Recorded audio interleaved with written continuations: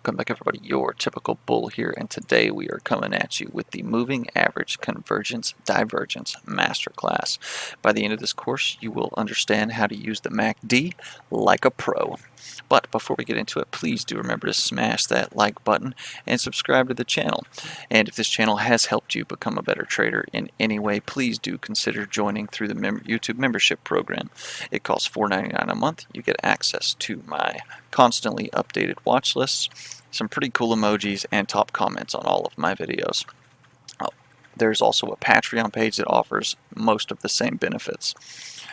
Alright, so what is the MACD? It is a trend following momentum indicator that shows the relationship between two moving averages of a securities price. The MACD is calculated by subtracting a 26-period exponential moving average from the 12-period exponential moving average. The result of this calculation is the MACD line. A 9-day EMA of the MACD, called the signal line, is plotted on top of the MACD line, which can function as a trigger for buy and sell signals. A buy signal is generated in the security when the MACD crosses above the signal line, and a sell signal or short is generated in the security when the MACD crosses below the signal line. The MACD can be used in several ways, but the most common methods are crossovers, divergences, convergences, and rapid rises and falls. That should say convergences. I'm not perfect. The MACD will have a positive value when the 12 EMA is above the 26 EMA, and a negative value when the 12 EMA is below the 26 EMA. Oftentimes you'll see a MACD with a histogram on top of it. It'll show the distance between the MACD and the signal line. The histogram will be above the zero line and colored green if the MACD is above the signal line, and below the zero line if the MACD is below the signal line, and this is oftentimes colored red. This can be used to help determine the momentum on a security. So basically, I'm going to make this big. You can see here that a sell signal is generated when the MACD crosses down, and a buy signal is generated when the MACD crosses above. The histogram here is these little green bars and these red bars. When it's above this middle line, you'll see it's colored green. When it's below this middle line, you'll see it's colored red. And we'll go over some actual charts after we get through this that little presentation I've created here. And this is as shown on Webull. So oftentimes the MACD is used in conjunction with the RSI indicator to give a clearer picture. This is done while the MACD will show you the relationship between moving averages. The RSI will show you the relationship between recent price action. So both indicators are considered momentum indicators, but since they're used to measure different aspects, they do sometimes give mismatched signals. But when the signals align, it is oftentimes a good indication that a price will soon follow. So here we can see the MACD and RSI are aligned. The MACD crosses down, the RSI is currently overbought, and it hooks down and price tanks. Right? And then here we can see the MACD and the RSI giving contrary signals, right? The MACD is showing some very strong bullish momentum, but the RSI is overbought. So which one is right? That's when you go to your price and your volume and kind of, make your own decisions, or just stay out altogether. So what are the pitfalls of the MACD? Oftentimes a signal can be generated, but price does not follow the move. This is why it's always important to use confluence with price and volume and your other technical indications. The MACD will oftentimes show a signal far too late to get involved as well.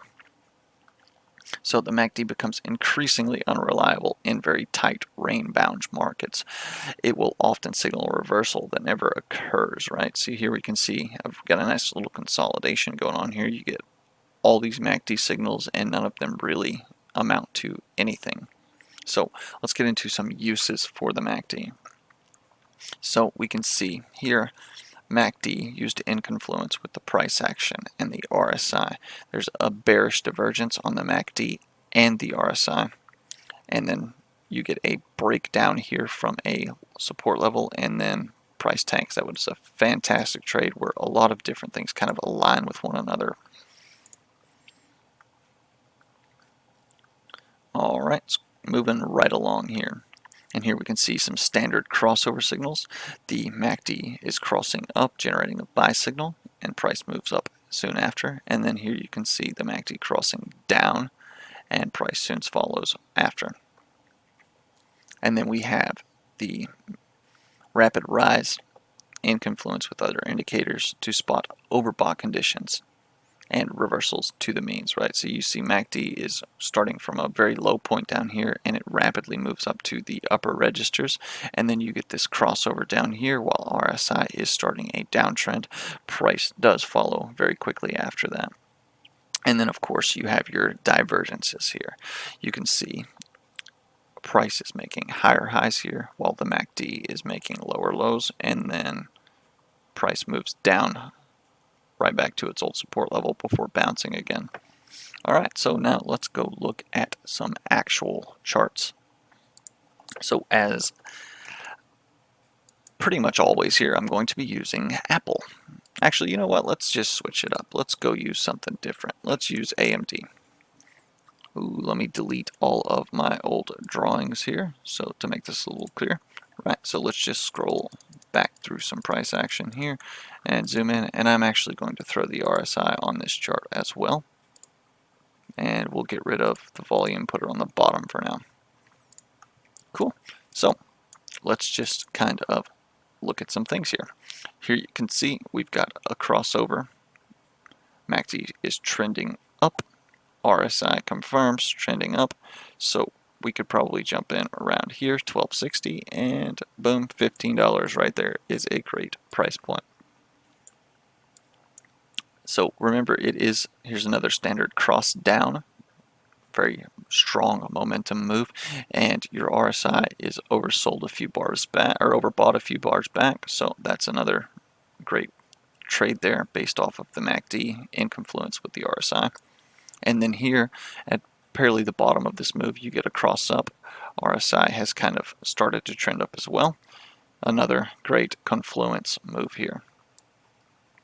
And then here's another cross down that you get in confluence with RSI being overbought. And look what happens. Boom. We are in confluence and right again. And now we get another double signal here. The MACD crosses right about the time that the RSI crosses back above its 30, but as you can tell here, this is a false signal, right? So let's just kind of talk about risk management here. So if you are taking this trade in this area based on this cross, you'd probably get in right around here, right? So let's talk about our stop losses.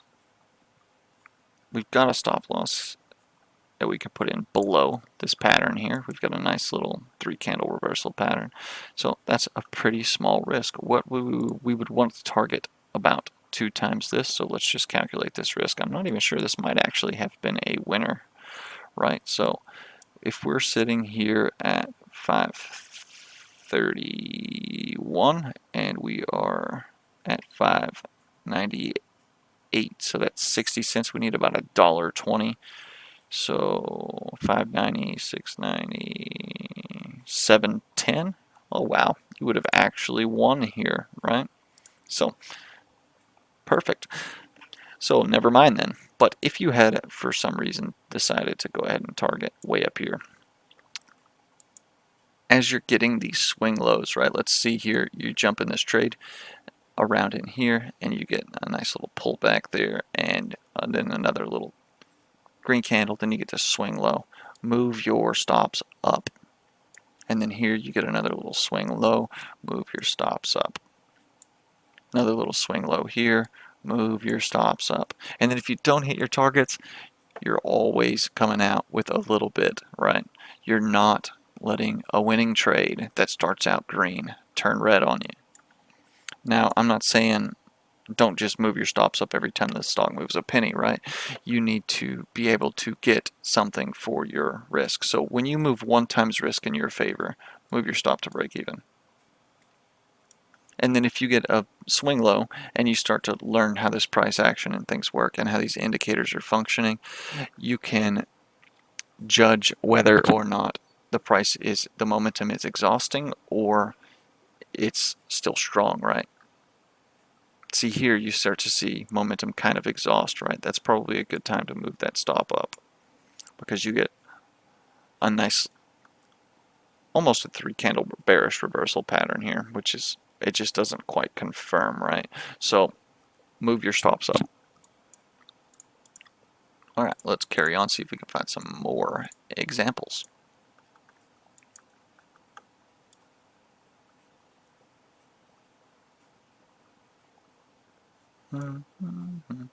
Here's another confluence, crossover, oversold, trending kind of play. A great risk to reward. I'm trying to find some divergences on this chart here, so we can kind of go through some of those. Now here we go, here's one. So we can see here that price is making, oh my, it's not working. Here, let's just do it like that. Price is making a higher high here, right? Yes? Yeah, price is making a higher high, but if you look at your MACD, you're making a very much lower high here on the MACD. That is a very, very glaring divergence, and you also get that same divergence on the RSI. And then soon after, you've got kind of this double topping price action pattern here. It retests that area and fails again. You could probably get short right around the break of this little consolidation area and stops above that, and of course that would have been a stellar trade. And then of course here you get a nice little confluence again with the MACD and your RSI, and then prices, boom, shoots right back to that old level there. And then same thing, just going over some examples here. RSI starts to trend up, MACD crosses, boom, sweet trade. Here's another divergence here. Price trending up. MACD is making a lower high, losing momentum. RSI is making lower highs, losing momentum, and then boom, all the way back down to $1.80. So let's scroll to some more recent things. Here we go.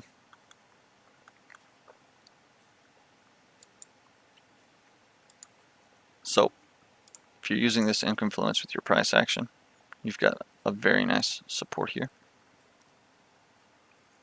More recently, you could have caught this entire move trading with this, right? Or, you know, most of this move. I'm not going to say the entire move because I probably would have gotten out here.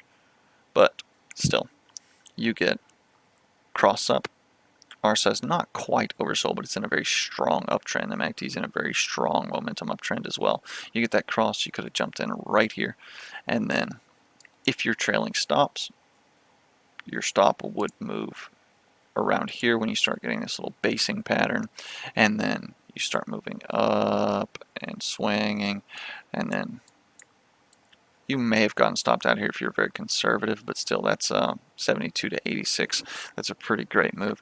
If you're a little less conservative, you may have kept your stop down below here, and then once you started seeing these overbought areas of your RSI and your MACD crosses back down again, you probably would have exited.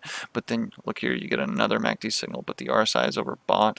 So if you were trading this, you could have maybe been scaling out of your position along the way. And that would have been a very, very good trade for you. And you could have taken that exact same trade off of this single support level here.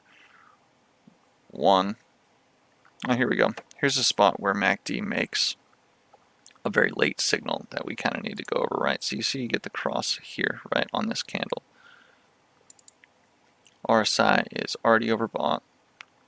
RSI doesn't quite give this signal early, but if you had been just trading straight up crosses, this is not a good place to get in here. And the reason for it, I mean, you're not anywhere, you're right smack dab in the middle of a channel, right? You're kind of in a range bound market.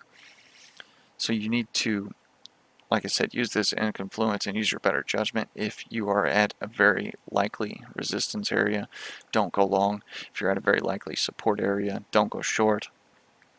Right here, you're kind of back at the support, and then you get the cross. It's very early this time. Momentum is sort of shifting. This is a good trade. You could jump in here, boom, nice win.